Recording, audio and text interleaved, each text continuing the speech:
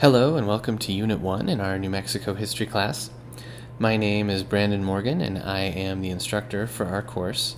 I'm excited that you're here and I'm looking forward to learning from your insights and ideas about New Mexico history over the next 12 weeks or so.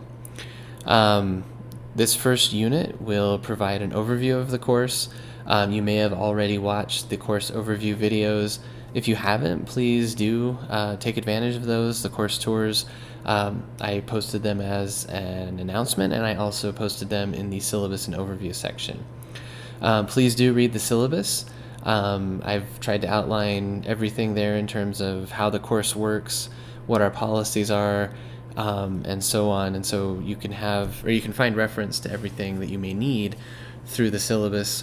And as you follow along through the unit learning modules, you'll be able to make sure that you're hitting all of the assignments and activities that you'll need to do to be successful in our New Mexico history course. In particular, I'm looking forward to getting to know you through our introductions on the discussion board in this unit. We're also going to do our first reading and our first discussion about what history is and how we study it. So you'll find that history is not just some static list of names and dates, but instead it's a very dynamic field that requires interpretation, it requires thought, it requires a lot of investigation to try to figure out and find missing parts of our story. Sometimes those parts of our story have been missing because of power relations, because of racism, because of sexism, and issues like that have caused certain histories and certain perspectives to be silenced and erased. And so some of the work that historians have done in recent years has been to recover and bring those voices back to our understanding of our collective past so that we can see how diversity and how a range of perspectives, of ethnicities, of religious backgrounds, of beliefs have made us who we are, and sometimes have led to, or contributed to, maybe I should say, conflicts. Sometimes accommodations have arisen from these things. But in general, then, we need to think about the past as a puzzle to which we don't have all the pieces necessarily, and they don't always fit together. There are gaps. And so we have to figure out how we address that as scholars of the past.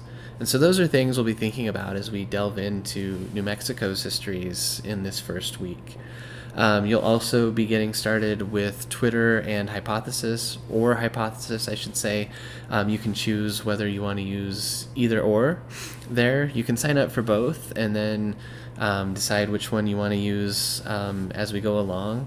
You could use Twitter sometimes and Hypothesis other times for the reading annotations. Again, that's up to you.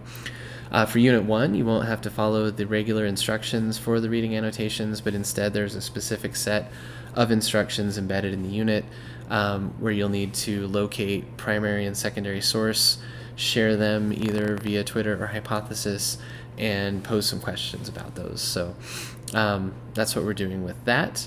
You'll also be placing your first post on the class timeline. That's on Tiki-Taki, but as you'll see, you'll also need to post your work here in Brightspace. And so we're posting a little bit about ourselves on the timeline in Unit 1 just to get used to how that works. Please do ask questions early and often. I'm here to help, and I'm looking forward to a great semester.